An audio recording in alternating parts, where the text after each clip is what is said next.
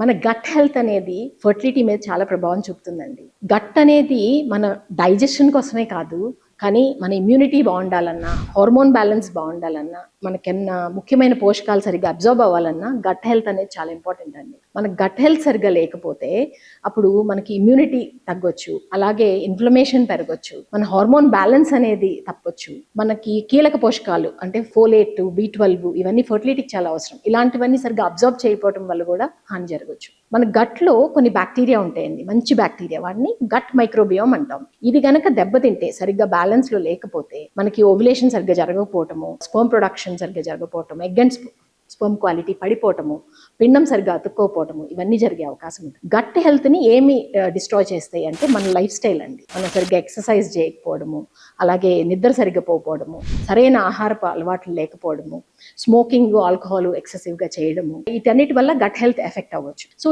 ఎలా సరి చేసుకోవాలి అంటే ముందు మన ఆహారపు అలవాట్లు మార్చుకోవాలి. ప్రోబయోటిక్స్ అంటే పెరుగు అలాంటివి బాగా తినాలి, అలాగే fibre rich foods, fruits, vegetables అవి బాగా తీసుకోవాలి. Processed food, excess sugary diet తగ్గించుకోవాలి. మోడరేట్ ఎక్సర్సైజ్ అనేది చేయాలి, నిద్ర సరిగ్గా పోవాలి, అలాగే స్ట్రెస్ లెవెల్స్ తగ్గించుకోవాలి. వీటన్నిటినీ చేయడం వల్ల మన గట్ చాలా ఆరోగ్యంగా ఉంటుంది. గట్ ఆరోగ్యంగా ఉంటే మన ఫర్టిలిటీ అనేది ఇంప్రూవ్ అవుతుంది. Thank you.